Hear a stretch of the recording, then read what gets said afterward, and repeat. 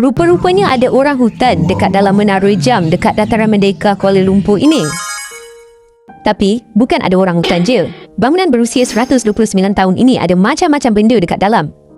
Selama ni, bangunan ni kita cuma boleh tengok dari luar. Tapi sejak 2 Februari, bangunan Sultan Abdul Samad akhirnya dibuka kepada awam.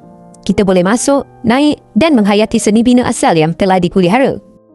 Bangunan ini dibina pada tahun 1897 oleh British dan digunakan sebagai pusat pentadbiran kerajaan penjajah. Selepas Malaysia merdeka, ia terus menjadi bangunan kerajaan dan kompleks mahkamah tertinggi negara. Jadi, akses untuk orang awam sangat terhad. Lama-kelamaan, bangunan ini sekadar menjadi hiasan sahaja.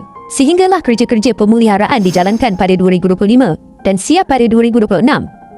Kini, orang ramai boleh datang ambil gambar, bersuah foto dan meneroka galeri interaktif yang penuh dengan info sejarah. Ada muzium kecil, galeri seni dan kedai cenderamata. Siap boleh sewa baju tradisional untuk sesi bergambar. Untuk santai-santai, boleh minum-minum dekat kafe-kafe yang telah dibuka seperti Bungkus Kau-Kau dan banyak lagi premis makanan yang menarik. Kalau dah bosan asyik makan dekat mall, bolehlah cuba makan dekat sini dengan latar belakang Dataran Merdeka dan River of Life. Galeri dibuka setiap hari 9 pagi hingga 6 petang dan untuk bulan pertama ini, masuk adalah percuma. Jadi, kalau bosan tak tahu pergi mana, apa kata kali ni ajak satu kampung turun ke Dataran Merdeka dan rasai sendiri pengalaman baru dalam bangunan ikonik ini.